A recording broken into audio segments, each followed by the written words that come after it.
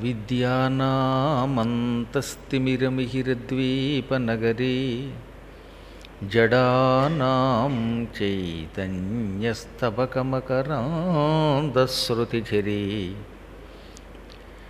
దరిద్రాణాం చింతామణిగుణనికా జన్మజలధౌ నిమగ్నానాం దంష్ట్రామురరిపువరాహస్య భవతి శుక్లాంబరధరం విష్ణుం శశివర్ణం చతుర్భుజం ప్రసన్నవదనం ధ్యాయేత్ సర్వవిఘ్నోపశాంతయే.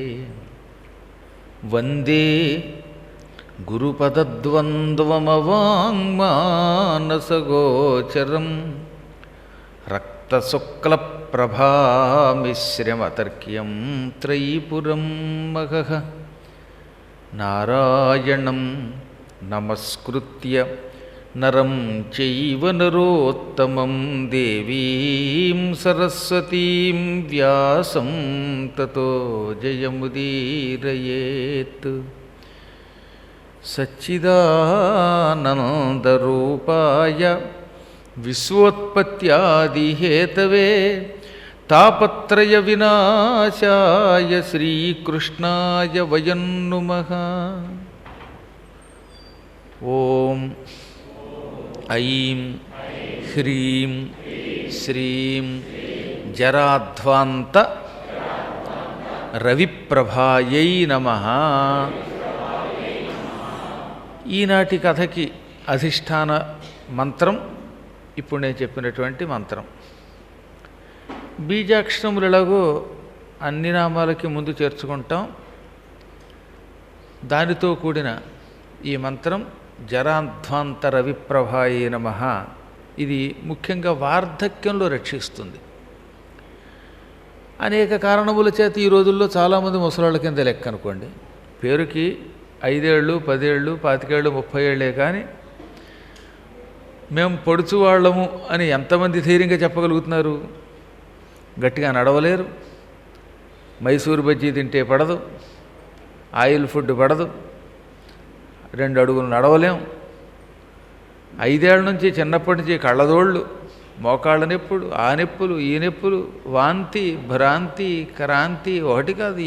ఈ కలియుగంలో పూర్తిగా ఆరోగ్యవంతులు ఎక్కడా కనపట్టలేదు. పూర్వకాలంలో ఎవడైనా 16 ఏళ్ల కుర్రాడికి పొరపాటున అజీర్ణం వస్తే రాళ్ళు తిని అరిగించుకునే వయస్సులో అజీర్ణం ఏమిటి అనేవారు. అసలు ఇప్పుడు అజీర్ణం లేనివాడు లేడు. వాళ్ళతో పోలిస్తే మేమేనయ్యాం. హాయిగా మనతో పోలిస్తే హరిగారేనయ్యం అనిపిస్తుంది. శుభ్రంగా 3 పూట్ల ప్రదక్షిణ చేయగలుగుతారు. అంతో ఎంతో కొంచెం పూర్వోన్నత వేగంగా చేయలేకపోయినా కారణం ఏంటంటే ఒక కమిట్మెంట్ ఉంది వీళ్లలో. మన పూర్వులలో పెద్దవాళ్లలో భగవంతుడు అంటే భగవంతుడే, గురువు అంటే గురువే. మోకాళ్ళు సహకరించినా సహకరించకపోయినా నడుద్దాం, ఆయన దగ్గరికి ఎడదాం, పురాణం విందాం, ఓ దండం పెడదాం, ప్రదక్షిణ చేద్దాం. ఇటువంటి చిత్తశుద్ధితో భగవంతుడిని నమ్మి పనులు చేయటం వల్ల ఆరోగ్యం వస్తున్నది. ఇప్పుడు పిల్లలకి చిన్నప్పటి నుంచి మనం నేర్పట్లేదు కదా. అది పిల్లలకి 2 వాడి డబ్బు సంపాదించడానికి పనికొచ్చే విద్య నేర్పాలి. ఆ డబ్బు కూడా మళ్ళీ భారతదేశంలో కాదు, దేశం అంటే అమెరికా. ఉద్యోగం అంటే అయితే మెడిసిన్ లేకపోతే సాఫ్ట్వేర్, ఇంకెవ్వడూ ఉద్యోగం కాదు, మిగతా చదువులు కాదనమాట. అలా తయారు చేస్తున్నాం, అది మన కర్మ. అందువల్ల ఇప్పుడు ఈ యుగంలో పిల్లల దగ్గర నుంచి ముసలాళ్ళ వరకు అందరూ ముసలాళ్ళ కింద లెక్క. ముసలాళ్ళకు వచ్చే రోగాలన్నీ ఇంతప్పటి నుంచి వచ్చేస్తున్నాయి. అసలు నన్ను అడిగితే ముసలాళ్ళ కంటే పిల్లలకు వచ్చే రోగాలు ఎక్కువగా ఉన్నాయి. విచిత్రమైన రోగాలు ఇవి. ఈ రోగములు భయంకరమైనవి. అందున రోతలకు నెల్ల ముదిమియే రోత కాదే. అన్ని రోతల్లోకి గొప్ప రోత ముసలితనమట. ముసలితనములో కన్నుల్గా నవ్వు, కళ్ళు కనిపించవు, కళ్ళదోడు పెట్టుకున్నా కూడా కనిపించని దుస్థితి వస్తుంది. వీణులు వినవు, చెవులు పనిచేయవు, సరిగ్గా వినపడదు. అంటాడు. 2 గంటలు పనిచేస్తున్నాక ఏంటి చెబుతున్నారాయన అన్నవాళ్ళు కూడా ఉన్నారు. చేగాళ్ళు పనులు చేయవు, చెయ్యి కాళ్ళు ఉంటాయి కానీ పని చెయ్యవు. ఈ తెన్నయి మేనిది నాదే అయ్యి నాదేమి కాదన్నట్లున్నది అని మా నాన్నగారు ఎప్పుడో పద్యం రాశారు. ఇది మా తండ్రి గారు రాసినటువంటి శతకంలో పద్యం. ఈ విధంగా శరీరం పైకి నాది, కానీ నాదేమీ కాదన్నట్లున్నది, నాదేయ్యు నాదేమీ కాదన్నట్లున్నది. ఇది గొప్ప మాట కదా. అవడానికి నా శరీరమే, కానీ నాది కాదన్నట్టుగా ఉంది. నా శరీరం అయితే నా మాట వినాలి కదా. మన దగ్గర పనిచేసే కుక్కలు మన మాట వింటున్నాయే, పశువులు మాట వింటున్నాయే, కానీ వార్ధక్యంలో మన కాళ్ళు మన చేతులు మన మాట వినవు, మన తల మన మాట వినదు, మన బుద్ధి మన మాట వినదు. ఈ విధంగా నేను అని పిలువబడి ఈ శరీరంలో నేనుండి నేను కాకుండా అయిపోతున్నాను. ఎద్దెద్దయ్యది దేనిదారినది పోదే యోగలింగేశ్వర. ఇందులో ఉన్న శక్తులు ఏ ఏ శక్తులు ఉన్నాయో దేని దారిన వెళ్ళిపోతాయి. ఇది నిగూఢమైన శబ్దం. అంటే ఏమిటో తెలుసా? ఏదేది దాని దారిన పోతుందంటే పైకి ఏం అర్థమవుతుంది? చెవి ఉంది, కానీ చెవిలో ఉన్న వినికిడి శక్తి వెళ్ళిపోతుంది. కన్ను ఉంది, కంట్లో ఉన్న దేవతా శక్తి అంటే చూపు ఉందే అది పోతుంది. చర్మం ఉంది, ఈ చర్మం తొక్కనే ఒక ఇంద్రియం, ఈ స్పర్శేంద్రియం, దీంట్లో ఉండే స్పర్శ శక్తి కోల్పోతాడు. నాలుక ఉంది, రసనేంద్రియం, రుచి చూసే శక్తి ఇందులో ఉంటుంది, అది అమ్మవారి శక్తి, అది దాని దారిన వెళ్ళిపోతుంది.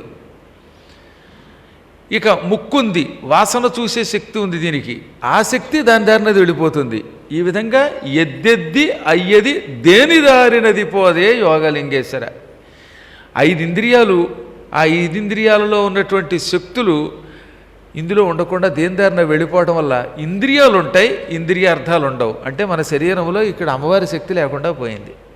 అందుకే జరా, ముసలితనము, ధ్వాంతము, చీకటి అట, భయంకరమైన చీకటి అన్నారు. ఇది కటిక చీకటి వార్ధక్యం.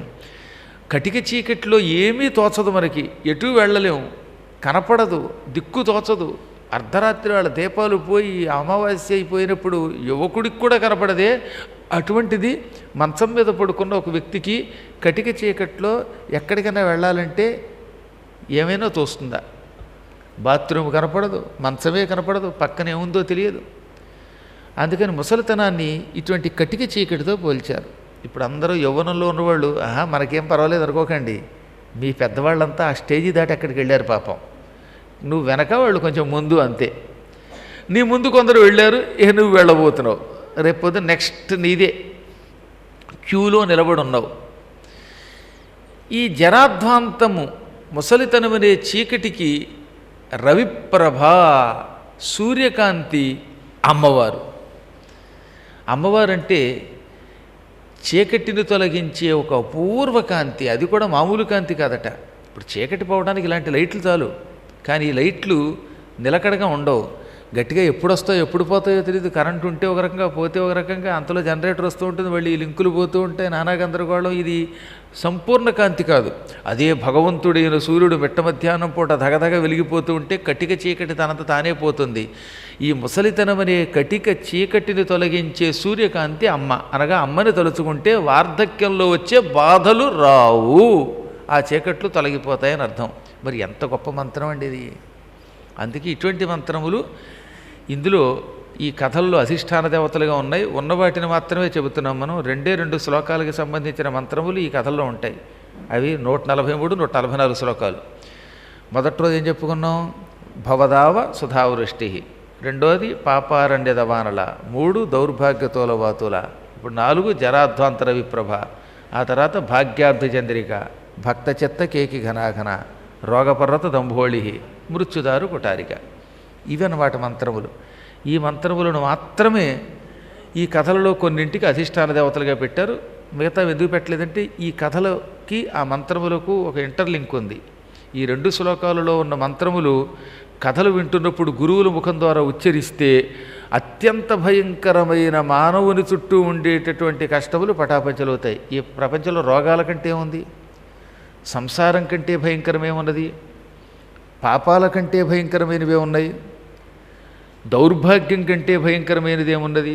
ముసలితనము కంటే భయంకరమేమున్నది? ఇటువంటి భయంకరమైనవి తొలగించేటటువంటి అమ్మని ఈ కథలకి అధిష్టాన దేవతగా పెట్టారు. అప్పుడు ఏమవుతుంది? ఈ కథ వినే ముందు ఆ అధిష్టాన దేవతని గురుముఖత వింటారు, మంత్రోచ్చారణ చేస్తారు. వార్ధక్యంలో లేక రోగాలలో, సంసార సంబంధమైన బాధలలో ఈ మంత్ర ప్రభావంలో మనం బయటపడతాం. ఈ మంత్ర ప్రభావంతో ఆ భయంకర కష్టాల నుంచి బయటపడతాం. అంటే వార్ధక్యం లేకుండా పోతుందని కాదు, వార్ధక్యంలో ఇతరులు పడుతున్న బాధపడవు. రేపు మరణం ఎలాగూ తప్పదు. కానీ వార్ధక్యంలో మంచం మీద పడి తీసుకుని నానాయాతన పడిపోయి ఆసుపత్రి పాలైపోయి తన మలమూత్రాల మధ్యలో తానే చిక్కుకుపోయి చేసేవాళ్ళు లేక చివాట్లు తింటూ బతకడం కూడా బతికినా మీరు చూశారుగా. 2 ఏళ్ళు 3 ఏళ్ళు ఆసుపత్రిలో కోమాల్లోకి కొందరు బతుకుతారు. వాళ్ళ మలమూత్రాల్లో వాళ్ళే ఉంటారు పాపం. చేసేవాళ్ళకు కూడా విసుగ్గా ఉంటుంది. ఇంట్లో వాళ్ళు చేయలేరు, ఏదో డబ్బులు కట్టేసిపోతారు. ఎంతకాలం చేస్తారు? ఎవరికి మాత్రం ఓపిక ఉంటుంది. అందులో ఇప్పుడు ఈ కలియుగంలో తన శరీరమునే తాను రక్షించుకోలేని మానవుడు ఇతరులనే రక్షిస్తాడు. చూడండి, వాడికే నొప్పులు కదా. ఆ పరిస్థితుల్లో ఇతరులకి ఇంత అన్నం వండే పెట్టలేకపోతున్నారే. అటువంటి పరిస్థితుల్లో ఎవరికి ఏం చేయరు. అదే ఈ మంత్రములను శ్రద్ధతో విని శ్రద్ధతో జపం చేస్తే వార్ధక్యంలో సుఖమరణం పొందుతాం. ఈ ప్రపంచంలో ఎంతకాలం జీవించామన్నది కాదు, ఎలా బ్రతికామన్నది కాదు, పోయేటప్పుడు ఎవరి చేత చేయించుకోకుండా ఎంత హాయిగా పోతామన్నది ముఖ్యంట. అందుకని పదే అనాయాసేన మరణం అన్నాడు ఆయన. అనాయాసేన మరణం అన్నారు తప్ప ఆయాసంతో మరణం అల్ల. కానీ కలియుగంలో ఎక్కువ మంది ఆయాస మరణాలే పొందుతున్నారు. ఆ స్థితి నుంచి బయటపడాలి. ఎవరేం పుణ్యం చేశారో మనకేం తెలుసండి. ఇలాగే పురాణం వింటూ ఇంట్లో యూట్యూబ్లో, ఇంట్లో ఇక్కడ కాదు, మళ్ళీ ఇక్కడైతే మళ్ళీ మాకో సమస్య మీకో సమస్య. హాయిగా 100 ఏళ్ళు నిండాక యూట్యూబ్ చూసుకుంటూ 99 సంవత్సరముల 9 రోజులు గడిపి తిని అనుకుంటూ పురాణం కొట్టుకుంటూ వింటూ ఉండగా గుండెకి తెచ్చిపోయాడు అనుకోండి, హాయిగా వైకుంఠానికో బ్రహ్మలోకానికో ఎక్కడికో వెళ్ళిపోతాడు. అదొక యోగం. ఈ మంత్రం అటువంటి దివ్య యోగాన్ని మనకిస్తుంది. వార్ధక్యమనే కటిక చీకటి నుంచి బయట పారవేస్తుంది. అంతటి అపూర్వమైన మంత్రములు ఇవి. వీటి మీద నాకున్న విశ్వాసం, నాకున్న భక్తి ఇంత అంత అని నేను చెప్పలేను. నా చిన్నప్పటి నుంచి వాటి మీద పరిశోధన చేస్తూనే ఉన్నాను. శరీరంలో ఏ పార్ట్లో ఆ మంత్రం ఎలా పనిచేస్తుందో కూడా నాకు తెలుసు. ఎంతకాలం దాని మీద మనం పరిశోధన చేసినా అందులో కొత్త లోతులు కనబడుతూనే ఉంటాయి. ఎందుకంటే ఎప్పటికీ ఎవ్వరికీ సంపూర్ణంగా అర్థం కాని మహాశక్తి ఈ మంత్రములలో ఉన్నది. అసలు పురాణములు అంటే అంతేనండి. పురాణములు వాస్తు విజ్ఞానాలు, ఆరోగ్య సిద్ధాంతాలు, నక్షత్రాలకి సంబంధించిన జ్యోతిశాస్త్రాలు, అవి కాక గణితాన్ని చెప్పేటటువంటి గణిత శాస్త్రాలు, మంత్రశాస్త్రాలు, ఆనంద శాస్త్రాలు, ఆరోగ్య శాస్త్రాలు. అందుకే పురాణం సర్వతోముఖ శాస్త్రసారం అన్నారు. అవి చదువుతూ ఉంటే ఆనందం, వింటూ ఉంటే ఆనందం. ఈ ఆనందం ఇంక ఏ కథల వల్ల రాదు. మనకి ఎంత ఇష్టమైన సినిమా అయినా 5 సార్లు చూస్తాం, 10 సార్లు చూస్తాం, కానీ తర్వాత విరక్తి కలుగుతుంది. అదే ఏ భారతానికి సంబంధించిందో భాగవతానికి సంబంధించిందో ఎన్నిసార్లు చూడండి మళ్ళీ చూడగలుగుతాం. అటువంటివి అన్నమాట ఈ పురాణములు. భూదేవి స్వయముగా ఒకప్పుడు ఆదిశేషుణ్ణి పాతాళలోకంలో నేను శ్రీకృష్ణుని నామములను తెలుసుకోవాలి అని కోరుతున్నాను అన్నది.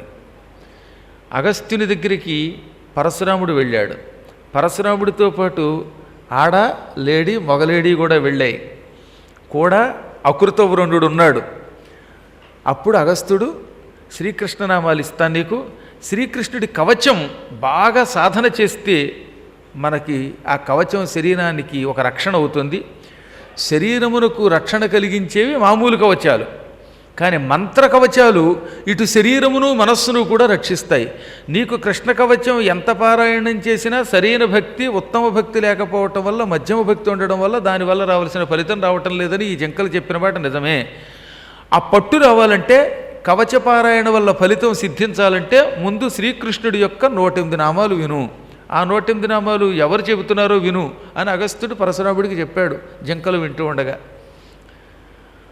అప్పుడు ఆయన ఏం చెప్పాడు, ఒకప్పుడు నేను పాతాళానికి వెళ్ళాను ఆదిశేషుడి దర్శనానికి. అక్కడ ఆదిశేషుడి చుట్టూతా గౌతమాది మహర్షులు, సనక సనందనాదులు, నారదాదులు ఉన్నారు. ఆ సమయంలో భూదేవి కూడా ఆయనకి నమస్కరించి శ్రీకృష్ణుని యొక్క నామములు చెప్పమని అడిగింది.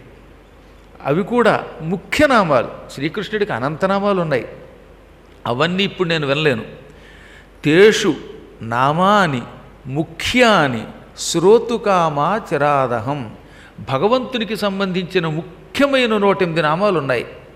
ఆ నామములను మాత్రమే వినాలనుకుంటున్నాను. ఆ వాసుదేవుని నామములు మహాపుణ్యాన్ని ప్రసాదిస్తాయి. విన్నంత మాత్రం చేత, నాలుకతో ఉచ్చరించినంత మాత్రం చేత అతి భయంకరమైన బ్రహ్మహత్యాది మహాపాపముల నుండి జీవుడు విముక్తుడవుతాడు. అటువంటి వాసుదేవ నామాలు నాకు చెప్పు అనగా ఆదిశేషుడు చెప్పడం మొదలుపెట్టాడు. 108 నామాలు ఉన్నాయి. అష్టోత్తర శతనామములకు అహమేవ ఋషి ప్రియే, ఓ ప్రియురాల నేనే ఋషిని అన్నాడు. అంటే దీనికి ఆదిశేషుడే ఋషి.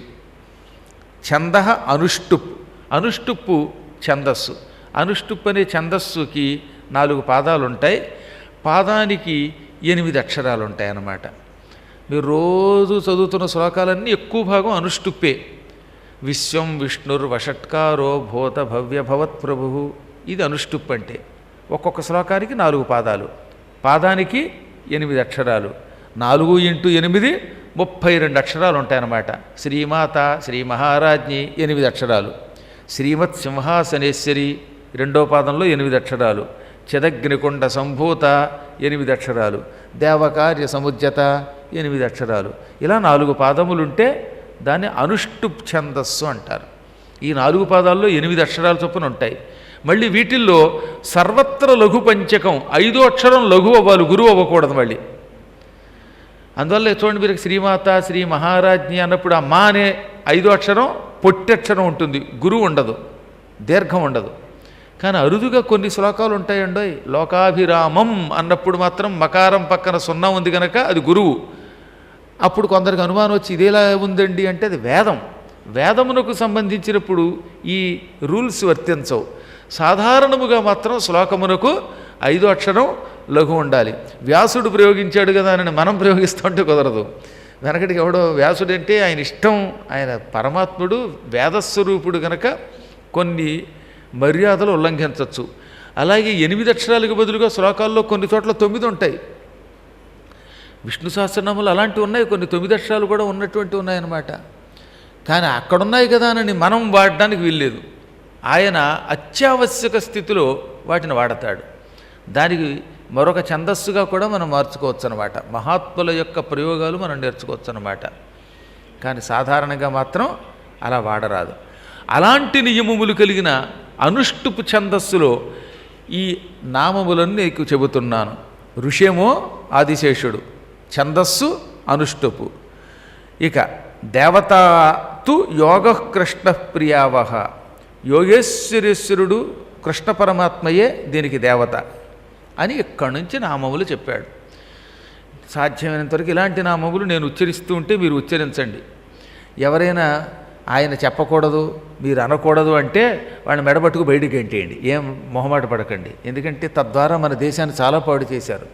రామానుజాచార్యులు వారు అష్టాక్షరీ మంత్రం గోపురం మీదకి, గాలి గోపురం పైకెక్కి చెప్పినప్పుడు ఆయన్ని కొందరు తిరస్కరించారు.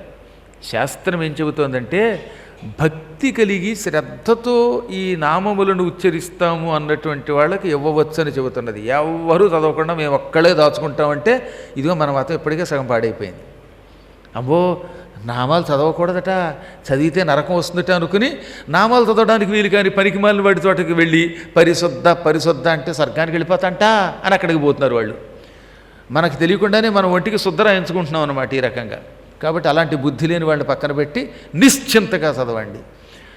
శంకరాచార్యుల కంటే గొప్పవాళ్ళమా మనం? చండాలోస్తు సతుద్విజోస్తు గురురిత్యేషా మనీషామన అన్న ఆయన కంటే గొప్పవాళ్ళమా? రామానుజాచార్యుల వారి కంటే గొప్పమా? ఎవడికి ఏమవ్వకూడదట, వీడొక్కడో కూర్చుని ఇంట్లో రహస్యంగా చదువుతాట. రహస్యంగా చేసే ఉపాసనలు. ఇటువంటి నామములు అందరి కోసం వేదవ్యాసుల వారు ఇచ్చారు. చెప్పండి అందరూ. శ్రీకృష్ణ కమలానాథ వాసుదేవ సనాతన వసుదేవాత్మజ పుణ్య లీలామానుష విగ్రహ శ్రీవత్సకౌస్తుభధర యశోదావత్సల హరి చతుర్భుజ ఆత్త చక్రాసి గదా శంఖాది ఉదాయుధ మొత్తం కలిపి చెప్పేస్తాను ఈ సమాసం మళ్ళీ. చతుర్భుజాత్త చక్రాసి గదా శంఖాద్యుదాయుధ. అంటే సమాసాలు విడదీసి కూడా చదువుకోవచ్చు, ఏ ఇబ్బంది లేదనమాట. ఇందులో ఆయనకి 4 చేతులు ఉన్నాయి. చతుర్భుజ, భగవంతుడు మన కోసం 4 భుజాలతో దర్శనమిచ్చాడు. ఆ చతుర్భుజాల్లో ఆత్త పొందబడిన, అంటే ఆ 4 భుజాల్లో 4 ఆయుధాలు పొందాడు, అంటే ఉంచుకున్నాడు 4 ఆయుధాలు. ఏమిటి ఆయన చేతుల్లో ఉంచుకున్న 4 ఆయుధాలు అంటే చక్ర, ఓ దాంట్లో చక్రం ఉన్నది, మరో దాంట్లో అసి కత్తి ఉన్నది, ఇంకో దాంట్లో గద ఉన్నది, ఇంకో దాంట్లో శంఖం ఉన్నది. ఇటువంటి 4 ఆయుధములను మామూలు ఆయుధాలు కాదు, ఉదాయుధ, చేతులు పైకెత్తబడి ఉన్నాయట. అందులో ఉన్న గొప్ప ఆయుధములట. ఉత్ అంటే గొప్ప, ఉత్ ఆయుధ, గొప్ప ఆయుధాలు అన్నమాట. ఉత్తమమైన ఆయుధాలు 4 చేతుల్లో ధరించాడని అర్థం అన్నమాట. ఈ సంస్కృతంలో ఉత్ అనే ఒక అక్షరము విడిగా వాడకూడదు, కానీ సమాసంలో సంధిలో వాడచ్చు, అప్పుడు గొప్పదని అర్థం వస్తున్నట. ఉత్కర్ష, ఉత్కృష్టము, ఉత్తు కృష్టము ఉత్కృష్టము, అలాగనమాట. ఉత్తమము. అలాగే ఇక్కడ ఉత్ ఆయుధ ఉదాయుధ. ఇది చాలా గొప్పది. భగవంతుడు మనకి ధర్మము, అర్థము, కామము, మోక్షము అనే 4 ఇవ్వడం కోసమే 4 భుజములు ధరించి దర్శనమిస్తాడు. ఎప్పుడైనా భగవంతుడు మీకు కలలో కానీ, లేక ఏదైనా జపం చేస్తున్నప్పుడు కానీ, ఇటువంటి నామములు చదువుతున్నప్పుడు కానీ 4 చేతులతో దర్శనమిచ్చాడంటే గ్యారంటీగా ఈ జన్మలో ధర్మార్థ కామ మోక్షములనే 4 వచ్చేసినట్టే అన్నారు. తిరుగులేదట. కొంతమంది రాత్రి నిద్రపోతూ ఉంటే ఇలాంటి చతుర్భుజములు ధరించిన కృష్ణుడిని చూచామని చెప్పారు. వాళ్ళు ఎంతో సుకృతం చేసుకున్న వాళ్ళు అన్నమాట. సాధారణంగా భగవంతుడి 4 చేతులతో ఎవరికి పడితే వాళ్ళకి దర్శనమవుడు. ఇలా 2 చేతులతోటో, లేకపోతే 4 చేతులతో దర్శనమిచ్చినా 4 చేతులు ఆయుధాలు లేకుండానూ దర్శనమిస్తాడు. కోరికలు తీర్చాలనుకోండి, అప్పుడు ఎలా దర్శనమిస్తాడో తెలిసిన, శంఖచక్ర గదా పద్మములతో దర్శనమిస్తాడు. అందుకే నారదుడు సత్యనారాయణ వ్రత కథలో వైకుంఠానికి వెళ్ళాడు. తత్ర గత్వా జగన్నాథం దేవదేవం చతుర్భుజం, శుక్లవర్ణం చతుర్భుజం, తెల్లగా ఉన్న చతుర్భుజాలతో ఉన్న విష్ణువును చూశాట. కానీ ఆ విష్ణువు ఒక చేతిలో శంఖం, ఒక చేతిలో చక్రం, ఒక చేతిలో గద, మరో చేతిలో పద్మం పట్టుకున్నాడు. అందుకే భూలోకంలో కోరికలు తీర్చాడు ఆయన. కోరికలు తీర్చే రూపమేమో పద్మం, కోరికలకు సంబంధం లేకుండా ముక్తిని కూడా ప్రసాదించే రూపం శంఖచక్ర గద అసి. కత్తి కూడా ఉండాలి. చేతిలో సునందం అనే ఖడ్గం ఉంటే మన భవబంధాలన్నీ పట్టప్పటప్పట తెంచేస్తట దాంతో ఆయన. ఈ భవబంధాలు, సంసార బంధములు తీగలన్నారు. అడవిలో వెళ్ళేవాడికి పెద్ద పెద్ద తీగలు కాళ్ళకు అడ్డం పడుతూ ఉంటే పూర్వం ఏం చేశారనమాట, కత్తితో ఆ తీగలు నరుక్కుంటూ పోయేవారు. అందుకే భవలత విచ్ఛేదకరమైన ఖడ్గం సునందం. సంసారం అనే బంధం ఒక అడవి తీగ. ఈ అడవి తీగలు మానవుల కాళ్ళకు చుట్టుకుని వాళ్ళని ఎటూ కదలకుండా చేస్తాయి. అడవి తీగలతో అల్లిన వలలో పడితే ఏనుగు కదలలేదండి. అటువంటి తీగల కంటే ప్రమాదకరమైనది సంసారం అనే లతట. భవబంధాలనేవి అంతకంటే భయంకరమైనవి. అందువల్ల ఈ భవల్లత విచ్ఛేదకరమైన ఖడ్గం సునందం. ఈ నామం ఇంత ఎక్స్ప్లెయిన్ ఎందుకు చేస్తున్నామంటే, ఈ నామాన్ని భక్తి శ్రద్ధలతో ఒక్క నామమును పడుకునే ముందు ఉచ్చరించినా వాడు ధర్మార్థ కామ మోక్షములు పొందుతాడు. ఇందులో ఒక్కొక్క నామము ఒక్కొక్క శక్తి కలిగినది. ఈ ఒక నామమునికి ఎంత శక్తి ఉంటే ఇన్ని నామములను చదివితే వాడు ఎంత శక్తివంతుడు అవుతాడు. కాకపోతే చదివేటప్పుడు కడు భక్తితో చదవాలి, అత్యంత భక్తితో చదవాలి, దృఢమైన భక్తితో చదవాలి. ఏదో 4 చివరన చదివేసి చెప్పారు కాబట్టి చదివామంటే ఫలితం ఉండదని కాదు, ఉండవలసినంత ఫలితం ఉండదు. మరొక్కసారి చెప్పండి.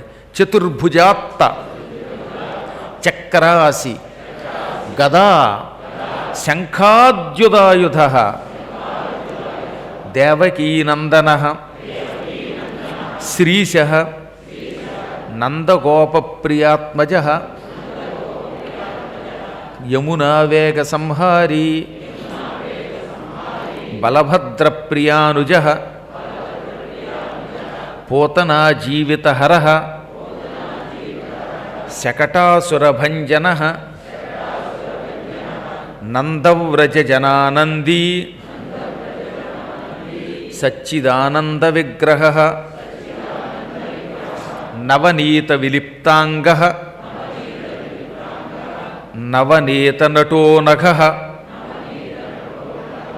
నవనీతల వాహారి, నవనీత లవాహారి, రెండు రైట్, అందుకని రెండు విడివిడిగా చెప్తున్నాను. నవనీతల వాహారి అన్న అర్థం ఉంది. నవనీత లవ ఆహారి, నవనీతం అంటే వెన్న, లవము అంటే పెసరు, లవము అంటే కొంచెం అని అర్థం. నవనీత లవ ఆహారి, నవనీతంలో ఒక పెసరు ఆహారంగా తీసుకుంటాడు, ఎక్కువ కూడా తినడు ఆయన. దీనికి ఒక అంతరార్థం ఉన్నది. నవనీతల, నవనీత ల అంటే తెచ్చుట, లాభము అని అర్థం. నవనీతమును లా తెచ్చువాడు, వెన్నను తెచ్చి దానితో వా ఆహా అరి, దానివల్ల అతి భయంకరమైన వాక్కుకు సంబంధించినటువంటి శత్రువులను తొలగించువాడు. ఒక్కొక్కప్పుడు మనం వాక్కుతో చాలా ఇబ్బందులు తెచ్చుకుంటూ ఉంటాం. అనకూడదు అంటాం, ఎవడో తిట్టేవాడి గొళ్ళు మండిపోతుంది. ఎంత కాదనుకున్నా మన మాట విందట, మన నాలుక మన మాట విందో, ఎప్పుడేం వాగుతావో తెలియదు. అందుకే స్టేజ్ ఎక్కేటప్పుడు మేము కూడా దండం పెట్టుకుంటాం, బాబు ఎందుకు వచ్చింది ఈ పూట మా వీపుకి ఏ విధమైన ఇబ్బంది కలిగించకుండా ఉండేటట్టుగా మాట్లాడించు జగన్మాత అని. వెనకటికి ఒకసారి పాపం ఈ దంతములు నాలుకతోటి అన్నాయి, నాలుక నాలుక నువ్వే రుచి వస్తావు, నువ్వే ఆహారాన్ని లోపలికి గంటుతావు, నీ వల్ల కదా మేము దంతాలం ఆహారాన్ని నములుతున్నాం, కాబట్టి నాలుక నీకు ఏదైనా ఉపకారం చేయమంటే నాలుక వెంటనే దంతాలతో ఏమంది, మీరు నములుతున్నప్పుడు నన్ను కొరక్కుండా ఉంటే చాలు, అన్నం పెడుతున్న నన్ను కొరకద్దు అందిట. అలాగే ఈరోజు నుంచి సాధ్యమైనంత వరకు ఎప్పుడో తప్ప నాలుగు ఖర్చుకోకుండా చూస్తాం. ఇప్పుడు మేము నీకు ఉపకారం చేద్దాం అనుకుంటున్నాం అని నాలుక దంతాలతో అన్నది. నాలుక దంతాలతో మీరు మమ్మల్ని ఎలాగో కొరకనన్నారు కదా, నేను నీకు ఉపకారం చేద్దాం అనుకుంటున్నాం, కాబట్టి మీకు ఏదన్నా వరం కావాలేమో కోరుకోండి అంది నాలుక. అనగానే దంతాలన్నాయి, నువ్వేమో మమ్మల్ని నిన్ను కొరకద్దన్నావు, కానీ మేము నిన్ను ఇంకో వరం కోరుతున్నాం. నువ్వు పిచ్చివాగుడు వాక్కు, నువ్వు వాగేవనుకో 32 పళ్ళు ఓడగొడతారు, అంటే మమ్మల్ని ఓడగొట్టకుండా కాపాడు. నీ వల్ల మేము కష్టాలు ఎక్కువ పొందుతాం, మా వల్ల నీకు వచ్చే కష్టం కంటే నీ వల్ల వచ్చే కష్టం ఎక్కువ. నువ్వేదో అన్నావు అనుకో, అవతలోడిచిలా గోమ మీద కొడతాడు, పళ్ళన్నీ ఊడిపోతాయి. పళ్ళు ఓడగొట్టకుండా మాట్లాడు సుమా, ఈ ఉపకారం చెయ్యి అని నాలుకను కోరుకున్నాయట. నాలుక ట్రై చేస్తానంది కానీ వరం ఇవ్వలేదట. దంతములు వరం ఇచ్చాయి కానీ నాలుక వరం ఇవ్వలేదు అని ఒక గొప్ప కథ, అత్యంత ప్రాచీన కాలంలో ఉండేది ఒక గొప్ప ఉపనిషత్ కథ, సంహిత కథ అన్నమాట. ఆరణ్యకాలంలో ఈ కథ ఉండేది. కాబట్టి ఎందుకు చెబుతున్నామంటే, మన ఏం మాట్లాడతామో మాట్లాడి ఏ శత్రువుని తెచ్చుకుంటామో తెలియదు. వెన్న పెసరు కొంచెం నాలిక మీద వేసుకొని దాని ద్వారా వాక్కులను నియంత్రణ చేసి శత్రువులు లేకుండా చేస్తాట కృష్ణుడు. అందుకని కూడా ఆయన్ని నవనీతల వాహారి అని కూడా అన్నారు. ఎక్కువగా వ్యవహారంలో చాలామంది నవనీత లవాహారి అని చెబుతారు. ఈ రెండో అర్థం కూడా అద్భుతమైన అర్థం. ఈ రెండో అర్థాన్ని సాక్షాత్ పరమాచార్యులు వారు వివరించారు. ఇలాంటి ఎన్ని ఉన్నాయనుకుంటున్నారండి. ఇప్పుడు మేము పురాణములో కథ తొందరగా సాగాలి కాబట్టి, కానీ ఒక్కొక్క అష్టోత్తర శతనామం మీద భాష్యం చెప్పడానికి కనీసం 10-15 రోజులు పట్టేస్తుంది. ఓ సహస్రనామం తీసుకున్నామంటే ఓ నెల్లాళ్ళకి తక్కువ కాకుండా పడుతుంది. ఆ నామాలు అపూర్వ శక్తి కలిగినవి, ఎంతో భాష్యం చెబితే కానీ అర్థం కావు. అది కూడా తేలిగ్గా చెప్పాలి. ఏదో కొంతమంది లొడలొడ చెప్పుకుపోతారు, అందులో గంభీరమైన అర్థం అనుకుంటారు, చెప్పేవాడికి వినేవాడికి కూడా పూర్తిగా అందులో సారం అర్థం కాదు. అలా కాకుండా తేలిగ్గా చెప్పాలంటే అంత తేలిక కాదు. అందువల్ల ఇలాంటివి తెలుసుకోండి. నవనీత లవాహారి ముచికుంద ప్రసాదకృతు షోడశస్త్రీ సహస్రేశ త్రిభంగి. దీనిని త్రిభంగి అంటారన్నమాట. ఆయన కాలిలా పక్కకి పెట్టినటువంటి రూపమే త్రిభంగ రూపం. మధురాకృతి, కృష్ణుడి ఆకారం మధురం కాకపోతే ఎలా ఉంటుంది? మధురాధిపతే అఖిలం మధురం. కృష్ణుడిని చూచి మధురంగా ఉన్నాడు, ఆయన మాట మధురం, అధరం మధురం, గీతం మధురం అనకుండా ఎవడుండగలడు? అందుకే వల్లభాచార్యులు వారు మధురాష్టకం రాసి మధురాధిపతే అఖిలం మధురం అన్నాడు. ఆయన ఆకారమే మధురం, ఆ అవతారమే మధురం. సుఖవాక్ అమృతాబ్ధీందు గోవిందో గోవిదాంపతి వత్సపాలన సంచారీ ధేనుకాసురమర్దన తృణీకృత తృణావర్త యమలార్జునభంజన ఉత్తాలతాళభేత్తా చ తమాలశ్యామలాకృతి గోపగోపీశ్వరో యోగీ సూర్యకోటి సమప్రభ ఇలాపతి పరంజ్యోతి యాదవేంద్ర యదూద్వహ వనమాలీ పీతవాసా పారిజాతాపహారక గోవర్ధన అచలోద్ధర్త గోపాల సర్వపాలక అజహ. అజహ అనే శబ్దం బ్రహ్మకు కూడా ఉంది కదా, ఈయనకి ఎందుకు ఉంది అని మళ్ళీ మనకు అనుమానం అన్నమాట. జ అంటే పుట్టుక కలవాడు, పుట్టినవాడు. నా జహ అజహ అంటే అజహ అంటే పుట్టుక లేనివాడు. ఆయనకి పుట్టుక లేదు, తనయంత తాను అవతరిస్తాడు. అవతారం వద్దనుకుంటే విడిచిపెట్టగలుగుతాడు. మనం స్వేచ్ఛగా పుట్టలేదు, వద్దన్నా మన కర్మ వల్ల తల్లి గర్భంలో ప్రవేశించి పుడుతున్నాం. ఎంతకాలం ఉండాలో అంతకాలం ఉంటాం, వెళ్ళిపోతాం. మళ్ళీ గింజుకున్న ఈ రూపంలో రాలేం. త్యాగరాజంతటి వాడు మళ్ళీ ఈ రూపంతో మీకు దర్శనం ఇవ్వలేని బాధపడ్డాడండి ఆయన.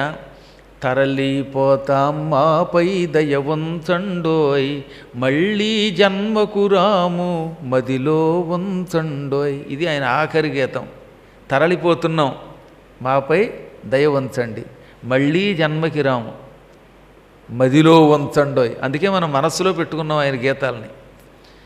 అంతటివాడే నేను మళ్ళీ రాలేనంటే, ఈ రూపంతో దర్శనం ఇవ్వలేనంటే అక్కడ రెండర్థాలు అనుకోండి. మళ్ళీ జన్మకి రామంటే పునర్జన్మ ఎత్తమని ఒక అర్థం. ఒకవేళ అవతరించాలన్నా మాకు ఆ స్వేచ్ఛ లేదు. రాముడిలాగా ఆ రూపంతో దర్శనం ఇవ్వలేం. రాముడు అవతారం చాలించినా మళ్ళీ మనం పిలిస్తే రామరూపంలో దర్శనమిస్తాడు. కృష్ణుడు అవతారం చాలించినా కృష్ణ అంటే కృష్ణ రూపంలోనే దర్శనమిస్తాడు. నరసింహ అంటే నరసింహ రూపంలో దర్శనమిస్తాడు. కానీ ఆ శక్తి మన దగ్గర లేదు. అందువల్ల ఆయన అజుడు, మనం మాత్రం జన్మ పొందిన వాళ్ళం కనుక జులం అన్నమాట. మనం అజహ నిరంజన కామజనక కంజలోచన మధుహ. ఈ హ అనేది ఘన అనేది చంపడానికి వాడతాం. మధువు అని ఒక రాక్షసుడు ఉన్నాడు, వాడిని చంపాడు కనుక మధుహ. మధుఘ్న మధుహ ఈ రెండింటికి కూడా చంపుట అని అర్థం అనమాట. మధువుని చంపాడు. కైటభుని చంపితే కైటభ హ లేక కైటభఘ్న అంటాం అనమాట. చాలా చోట్ల ఈ హ ఘన ఉంటాయే, దాని అర్థం చంపినవాడు. ఆ ముందు ఎవడున్నాడు వాడిని చంపితే ఆ పక్కన హా పెడతారనమాట. ఇప్పుడు ఇక్కడ మశకం రోజు వచ్చి ప్రాణం తీస్తోంది, నేను దాన్ని ఒకవేళ ఇలా కొట్టి చంపాను అనుకోండి, అప్పటి నుంచి పద్మాకర్ గారు మశకహ అనొచ్చు అనమాట. మశకఘ్న అనొచ్చు. దిక్కుమాల దోమనే చంపలేకపోతున్నామే మనం, అది రోజు మన ప్రాణం తీస్తోంది. మధువుని ఎక్కడ చంపుతాం? అటువంటి మధుకైటవుల్ని చంపిన మహానుభావుడు కృష్ణుడు కనుక ఆయన మధుహ. మళ్ళీ చెప్పండి, మధుహ. ఎందుకు ఇన్నిసార్లు చెప్పిస్తున్నారు అని ఒక్కొక్కసారి మీకు అనుమానం రావాలిగా. మధు అనే శబ్దమునకు సంసారం మీద బాగా ప్రీతి కలిగినవాడు. ఈ సంసారమే లోకం, నేను నా కుటుంబం నా డబ్బు బావో ఇందులోనే ఉండాలి, ఇందులోంచి ఎక్కడికి వెళ్ళకూడదనే వెర్రి భ్రాంతి మధు అట. మధు శబ్దమునకు అర్థం సంసారం మీద ఉన్న విపరీత ప్రీతి. ప్రీతి ఉండకూడదు అనడం లేదు, విపరీత ప్రీతి ఉండకూడదు. అది పోతే కానీ ముక్తి రాదు. అందుకని ఈ భయంకరమైన భవబంధం నుంచి బయటపడేసేటటువంటి వాడు గనక మధుహ అనగా సంసారం మీద నీకు అత్యంత తీవ్రమైనటువంటి ప్రీతి తొలగించి నిన్ను ముక్తి మార్గమునకు పట్టుకెళ్ళువాడు. ఈ నామం ఎవరు మొట్టమొదట బాగా ఎక్కువగా ప్రచారంలోకి తీసుకొచ్చారో తెలిసిన యయాతి మహారాజు. ఇలాంటి నామాలు వచ్చిన చోటే నేను ఆ విషయం స్పెషల్గా చెప్పవలసి వస్తుందన్నమాట. పూర్వం యయాతి అని ఒక రాజు ఉన్నాడు. ఆయన దేవయానిని శర్మిష్ఠని ఇద్దరిని పెళ్లి చేసుకున్నాడు. దేవయాని వల్ల శాపం వచ్చింది. వాళ్ళ నాన్నగారు శుక్రాచార్యుడు దేవయాని తండ్రి శపించాడు. ఆ కథ అంతా మీకు తెలుసున్నది కానీ కొత్తగా చెప్పక్కర్లా. శర్మిష్ఠను పెళ్లి చేసుకోవడంతో దేవయాని వెళ్ళి నాన్న మా ఆయన శర్మిష్ఠను కూడా పెళ్లి చేసేసుకున్నాడని చెప్పగానే ఒళ్ళు మండిపోయి నా కూతురికి తెలియకుండా రెండో పెళ్లి చేసుకుంటావురా, నువ్వు ముసిలాడివైపో అని శుక్రాచార్యుడు అల్లుండి చెప్పించాడు. అప్పుడు మళ్ళీ దేవయాని నాన్న నువ్వు శాపం పెట్టింది మీ అల్లుండి కాదు నన్ను, ఎందుకంటే మీ అల్లుడు ముసలాడైపోతే కష్టం నాకే కదా, ముసిలి ముగుడితో ఏం బాధపడతాను నేను అంది. అందుకే వచ్చి చీటికి వాటికి కూతురు ఎప్పుడు తండ్రి దగ్గరికి వచ్చి నాన్న అని ఏడవకూడదు, నాకు కోపం వచ్చేసి శాపం పెట్టాను, సరే అయ్యింది ఏదో అయ్యింది, ఇతని కొడుకుల్ని దగ్గరికి పిలవమను, ఇతని ముసలితనాన్ని కొడుకులకి ఇమ్మను, వాళ్ళ యవ్వనం ఈయన తీసుకోమను, ఎంతకాలం కావాలంటే అంతకాలం కొడుకులకి ఇతని ముసలితనం ఇచ్చి వారి యవ్వనం ఇతనికి తీసుకునే శక్తి ఇస్తున్నాను, హాయిగా కొంతకాలం యవ్వనం అనుభవించాక వద్దనుకున్నప్పుడు తిరిగి తన ముసలితనం తీసుకుని వారి యవ్వనం వారికి ఇచ్చేయమను. అలా తన యవ్వనం ఇవ్వడానికి ఇష్టపడినటువంటి కొడుకుని రాజుని చెయ్యమను, తక్కిన వాళ్ళకి రాజ్యార్హత లేకుండా చేసేయమను అన్నాడు ఆయన. అప్పుడు యయాతి మహారాజు గారు పెద్ద కొడుకు యదువుని పిలిచాడు. ఏమిరా నాయన, నాకు ఇంకా సంసారం మీద వ్యామోహం పోవటం లేదు, దిక్కుమాల కోరికలు పోవటం లేదు, నేను ముసలాండి అయిపోయాను, టెంపరీగా నా ముసలితనం నువ్వు తీసుకో, నీ పడుచుతనం నాకు ఇయ్యి, ఆ శక్తి మా మామగారు ఇచ్చారు, మా మామగారు గొప్ప వరం ఇచ్చాళ్లే, అందువల్ల నీ పడుచుతనం నాకు ఇస్తావంటే చిచ్చిచ్చిచ్చి ముసలితనం అంటే రోత, ఆ ముక్కు చిముడితో కూడిన దరిద్రపు పెదవులు, ఊడిపోతున్న దంతాలు, దుర్వాసన, ఈ ముడతలు పడిపోయిన శరీరం నాకెందుకు, నేను పడుచ్, నువ్వు మాత్రం వద్దు, నా దగ్గరికి రావద్దన్నాడు. అయితే నీకు కలియుగం వచ్చేదాకా నీ పిల్లలకి రాజ్యార్హత లేకుండా శపిస్తున్నాను అని యదువంశీయుల్ని శపించేశాడు. ఒక్క ద్వాపరయుగం వరకు అలా శపించేసి అక్కడి నుంచి రెండో కొడుకుని పిలిచాడు. వాడు తుర్వసుడు, వాడు పో అన్నాడు, వాణ్ణి శపించాడు. ఆ తర్వాత దృహ్యుణ్ణి పిలిచాడు, చిచ్చి అన్నాడు, వాణ్ణి శపించాడు. అనువుని పిలిచాడు, అనువు కాని చోట నేను ఉండనన్నాడు, వాణ్ణి శపించాడు. లాస్ట్ అండ్ ఫైనల్ కొడుకు పూరువు, వాడు మాత్రం తండ్రి కంటే ప్రపంచంలో గొప్పవాడేవాడు, నేను నీ ముసలితనం స్వీకరించి ఆ వార్ధక్యాన్ని అనుభవిస్తాను, నువ్వు యవ్వనం అనుభవించు అన్నట్ట. దాంతో ఏమైంది, కొడుకు యవ్వనం ఏమో తండ్రికి వచ్చింది, తండ్రి గారి ముసలితనం కొడుకు వచ్చింది. ఈ కొడుకు పాప అలా వణుక్కుంటూ తలకాయ ఊపుకుంటూ తండ్రి ముసలితనాన్ని చాలా కాలం అనుభవించాడు. తండ్రి గారేమో కొడుకు యవ్వనం తీసుకుని సుఖంగా జలకాలాటల్లో పాడుకుంటూ భార్యామణులతో విహరించాడు. కొంతకాలం పోయాక అతనికి తీవ్రమైన వైరాగ్యం కలిగింది. ఎంత మూర్ఖుడైపోయాను నేను, 10,000 సంవత్సరాలుగా ఈ భార్యలతో కలిసి భోగాలు అనుభవిస్తున్నాను, తృప్తి తీరట్లేదు నాకు అని ఒక రోజున భార్యలిద్దరినీ పిలిచి, ఈ మానవుడికి ఈ వెర్రికామం పొమ్మన్నా పోదు, కోరికలు పొమ్మంటే పోవు, నాకు ఈ తిండి మీద, ఈ మంచాల మీద, ఈ బంగారపు సింహాసనం మీద, స్త్రీల మీద పొమ్మన్నా పోవడం లేదు వ్యామోహం, నజాతు కామః కామానాముపభోగేన శామ్యతి హవిషా కృష్ణవర్తిమేవ భూయ ఏవాభివర్ధతే అంటాడు. అద్భుతమైన శ్లోకం ఇది, యయాతి చెప్పిన వేదాంత రహస్యం. ఓ చోట యజ్ఞగుండం ఉందిట. ఆ యజ్ఞగుండంలో నిప్పు భగభగమంటోంది. ఈ నిప్పుని చల్లార్చాలని ఒకడు వచ్చి నెయ్యి పోసేట. నెయ్యి పోస్తే యజ్ఞగుండంలో ఏమవుతుంది, భగ భగ భగ మండుతున్న యజ్ఞగుండంలో నెయ్యి పోయగానే ఇంకా భొగ్గున మండింది. అంటే నిప్పుని చల్లార్చడానికి నీళ్లు పోయాలి తప్ప నెయ్యి పోయకూడదు. నెయ్యి పోసే కొద్దీ నిప్పు ఇంకా పెరుగుతుంది, మంట పెరుగుతుంది. ఇంధనం పోసే కొద్దీ మంటలు పెరుగుతాయి. కోరికలు కూడా అటువంటివే, తీర్చుకునే కొద్దీ పెరుగుతాయి, తరగవు. అందువల్ల ఎక్కడో చోట దానికి ఫుల్ స్టాప్ పెట్టాలి. ఈ కోరికలు తీర్చుకోవడం ఉందే అటువంటిది. ఎటువంటిది అంటే ఇంధనం లాంటిది. కామమేమో అగ్ని, తీర్చుకోవడం ఇంధనం. ఇంధనం పోసే కొద్దీ మంట మండుతుంది, తీర్చుకునే కొద్దీ కోరికలు పెరుగుతూనే ఉంటాయి. మీరు చూడండి, ఒక ఇల్లు లేకపోతే ఒక ఇల్లు కావాలంటాడు, ఇల్లు వచ్చాక రెండు వచ్చాక మూడు వచ్చాక గుంటూరు వచ్చాక మళ్ళీ మొత్తం విజయవాడ, మధ్యలో మంగళగిరి, ఇలా మొత్తం వచ్చేసింది అనుకోండి. మొత్తం ఏపీ వచ్చాక తెలంగాణ వచ్చాక కర్ణాటకం, తమిళనాడు, భారతదేశం వచ్చాక వరల్డ్ అంతా వచ్చేసిన, భూమి అంతా వచ్చిన స్వర్గం, పాతాళం. అందుకే 3 లోకాలు పరిపాలిస్తే కూడా తృప్తి రాదు పొమ్మన్నారు. ఇంకేదో కావాలని అనిపిస్తూనే ఉంటుంది, తీర్చుకునే కొద్దీ ఇంకా ఇంకా ఇంకా తీర్చుకోవాలని అనిపిస్తుంది. ఇందులోంచి బయటపడాలి. బయటపడడం కోసం నేను శ్రీకృష్ణుడి పాదాలు ఆశ్రయిస్తున్నాను అని ఈ నామమును జపించేట. మధుహా, ఓం మధుఘ్నే నమః అనే నామం జపించగానే అప్పుడు వైరాగ్యం వచ్చింది. వైరాగ్యం రావడంతో కొడుకు యౌవనం తిరిగి కొడుక్కిచ్చి తన వార్ధక్యం స్వీకరించి కఠోర దీక్షతో భార్యలిద్దరితో తపస్సుకు పోయాడు. భార్య ఎలాగో దేవయాని గొప్పది కనుక స్వర్గలోకానికి శరీరంతో వెళ్ళిపోయింది. ఈయన శర్మిష్ఠతో కలిసి శరీరం పోయేదాకా ఆహారం విడిచిపెట్టి తపస్సు చేసి చివరికి దివ్య శరీరం ధరించి స్వర్గానికి వెళ్ళిపోయాడు. అంత పూర్వం ఆయన యజ్ఞాలు చేసేటండి వెళ్ళిపోయే ముందు. అసలు దాని గురించి చెబుతూ ఉంటే మతిపోతుందనమాట. అది ఈ ఒక్క నామం యొక్క గొప్పతనం. మధుహ నామం వల్ల వైరాగ్యం వచ్చింది. యజ్ఞములు చేశాడు. పూర్తిగా బంగారం మయమైనటువంటి వస్తువులు దానం చేశాడు. యజ్ఞవాటిక బంగారంతో కట్టించాట. 10,000 యజ్ఞాలు చేశాట. ఒక్కొక్క బ్రాహ్మడికి 1,000,000 బంగారు నాణాలు, బంగారు నాణాలతో పాటు 1000 ఆవులు, 1000 ఆబోతులు, మళ్ళీ ఆబోతు ఒక్కొక్క ఆబోతు వెనకాతల 100 గుర్రాలు, గుర్రం వెనకాతల 60 గొర్రెలు కూడా ఇచ్చాట. ఏకంగాను ఇన్నిచ్చి పంపించాట. చూశారు, ఎంత గొప్పవాడైనా పొగడ్తలకు లొంగిపోతాడు. ఈ మాయదారి పొగడ్తలు ఉన్నాయే ఇవి ఎవ్వడైనా పడగొట్టేస్తాయి. అందుకే అప్పుడప్పుడు జ్ఞానులు బాబోయ్ మమ్మల్ని పొగడొద్దండి మేము బుట్లో పడిపోతాం అంటారు. కారణం అదే.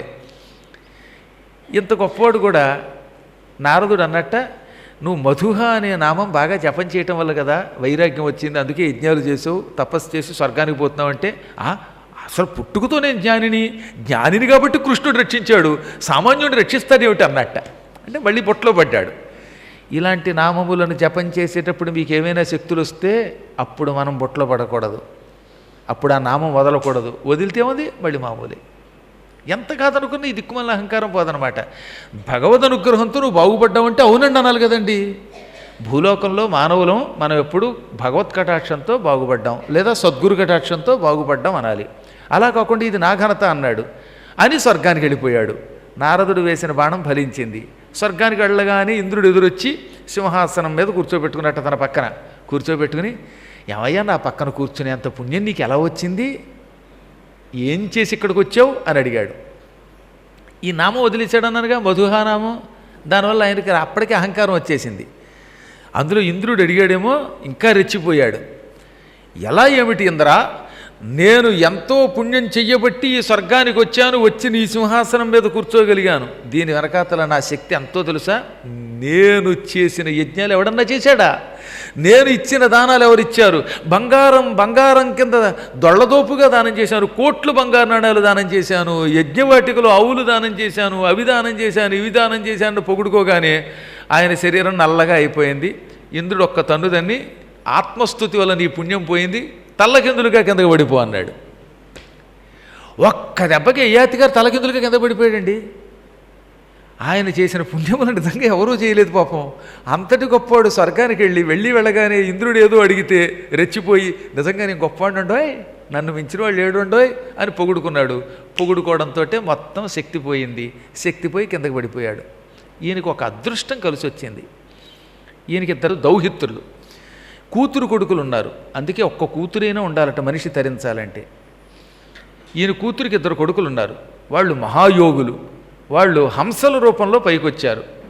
తలకిందులుగా పడిపోతున్న యయాతి గారిని పట్టుకుని ఆపి, తమరెవరండి అని అడిగితే, దురదృష్టవశాత్తు నన్ను నేను పొగుడుకుని పాడైపోయాను, యయాతి అంటారు నన్ను. ఇంద్రుడు నారదుడు నా దురహంకారాన్ని పరీక్షించారు.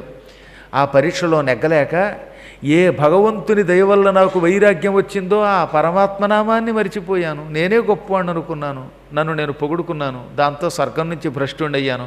నేల మీద పడను, కటిక నేల మీద పడను, స్వర్గంలో ఉండను, మధ్యలో తలకిందులుగా అంతరిక్షంలో వేళ్లాడుతున్నాను. ఇంత దురదృష్ట జీవి ఎవరూ ఉండరు అనగానే అప్పుడు ఆ ఇద్దరు ఇతన్ని కొన్ని ప్రశ్నలు వేశారు. మేము అడిగిన ప్రశ్నలకు సమాధానం ఇస్తే నిన్ను తిరిగి మళ్ళీ స్వర్గానికి పంపుతామన్నారు. వాళ్ళు ప్రశ్నలు వేయగానే ఆయన ఆ ప్రశ్నలకు సమాధానం చెప్పాడు. తిరిగి ఆయన స్వర్గానికి పంపారు.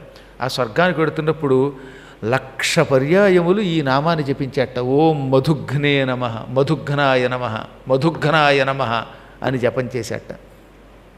అప్పుడు శాశ్వతంగా స్వర్గానికి వెళ్ళిపోయాడు ఆయన. ఇప్పట్లో ఆయనకి స్వర్గం నుంచి భ్రష్టత లేదు. 27 కల్పముల పాటు స్వర్గంలో ఉంటాడు యయాతి. ఏది?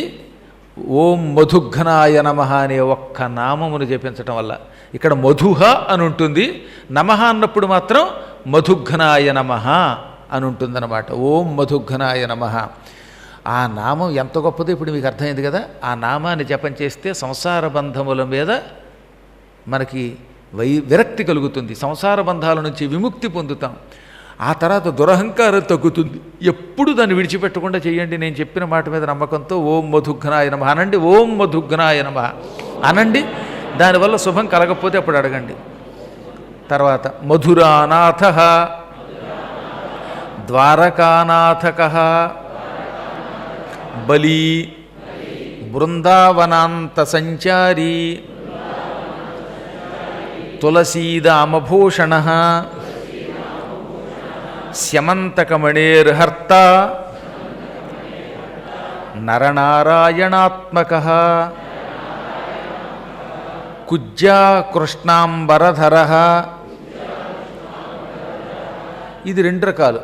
కుజ్జ కృష్ణ అంబరధరః, కుబ్జ ఇచ్చినటువంటి నల్లని వస్త్రం ధరించాడని ఒక అర్థం. కుబ్జాకృష్ట అంబరధరః, కృష్ణుడు ఒకసారి కుబ్జ అని ఒక ఆవిడని రక్షించాడు. ఆవిడ వెంటనే కృష్ణుడి చెంగుచ్చుకుంది, కృష్ణుడి వస్త్రం పుచ్చుకుంది, లాగింది, మా ఇంటికి రమ్మంది.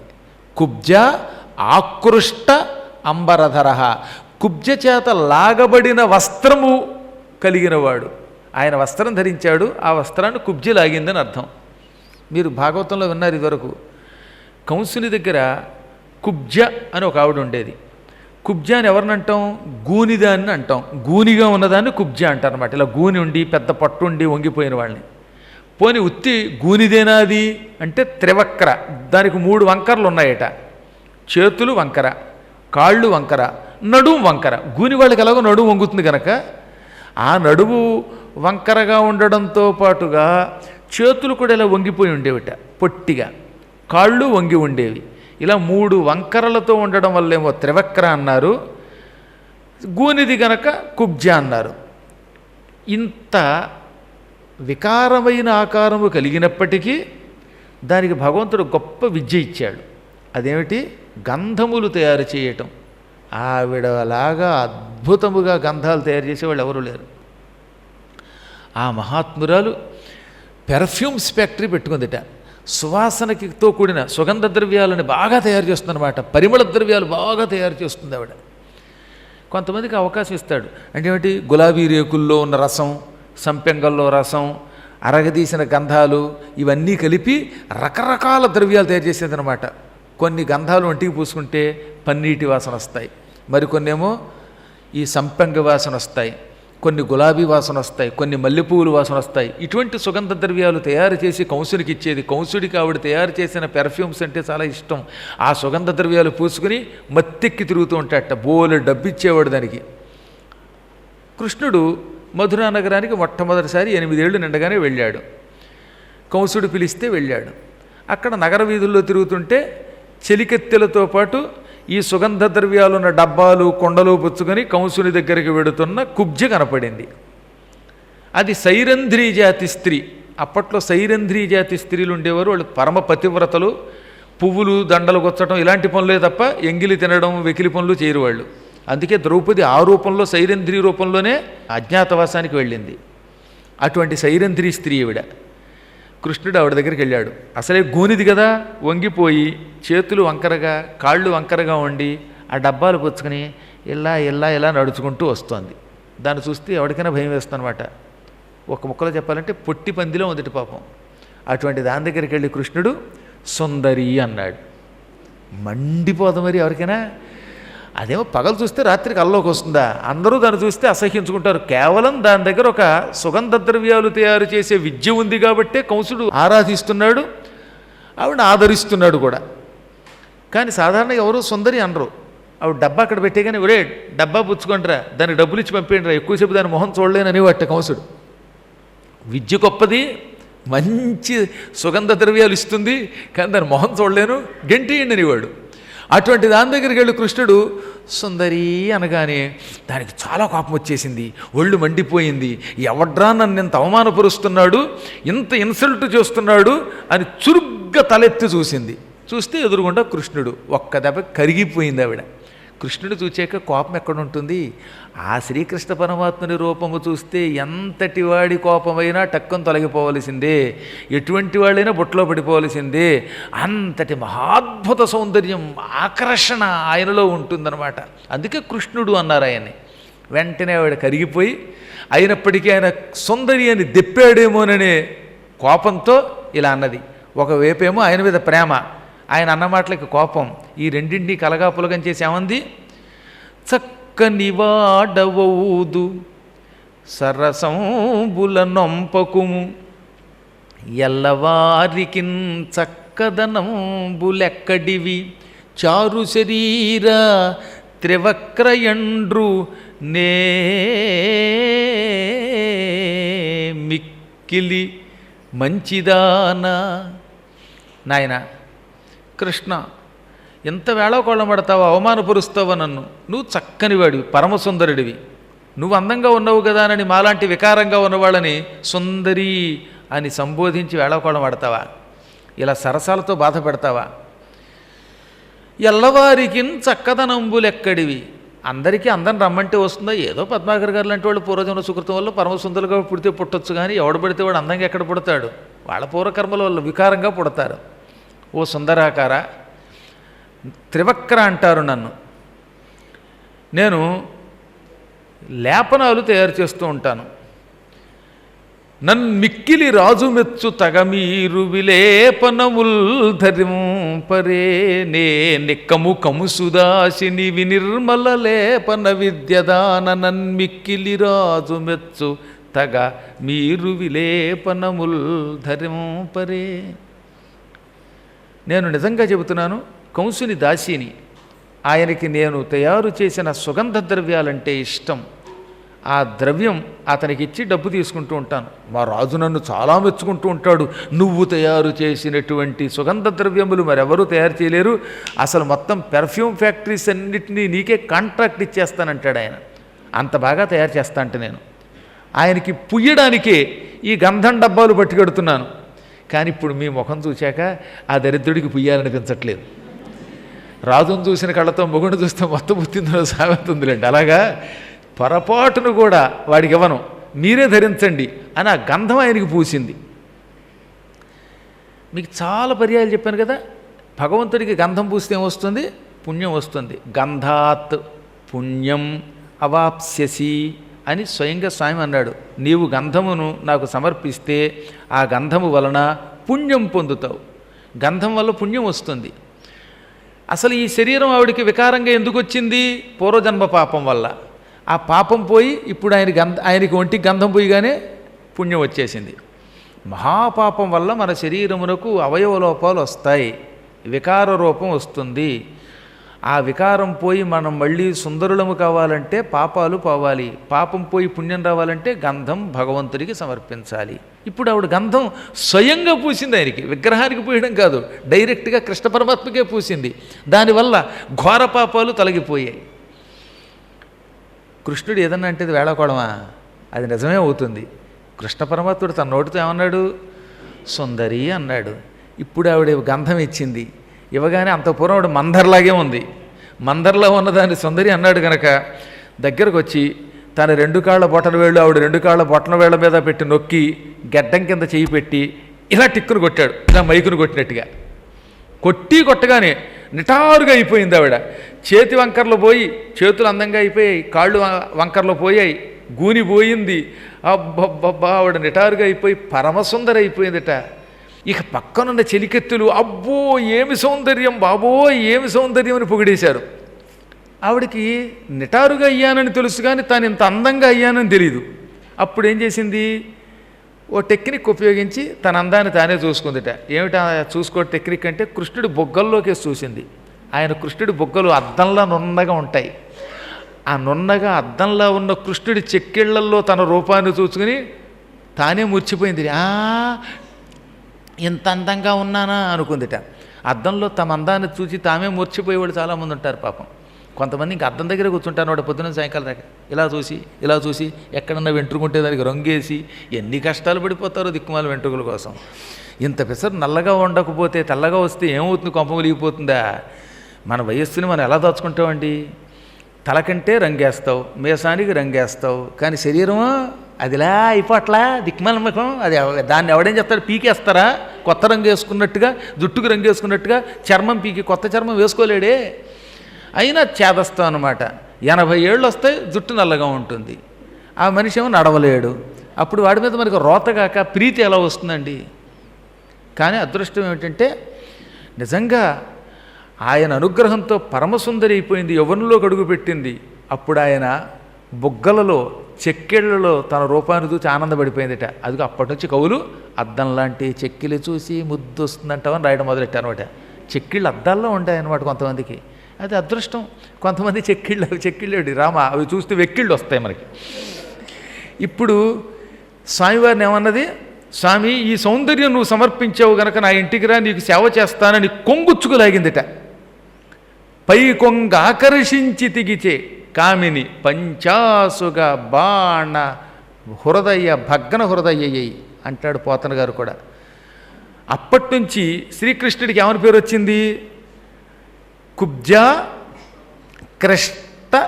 కుబ్జాకృష్ట అంబరధర. కుబ్జ చేత పట్టుకొనబడిన వస్త్రధారణ చేసినవాడు అని పేరు వచ్చిందన్నమాట. కుబ్జ నీ కొంగుచ్చుకుని నీ పంచె పుచ్చుకులాగింది. ప్రతివాడికి పైన ఒక పంచి ఉంటుందిగా, కండువ అంటమే ఈ కండువ.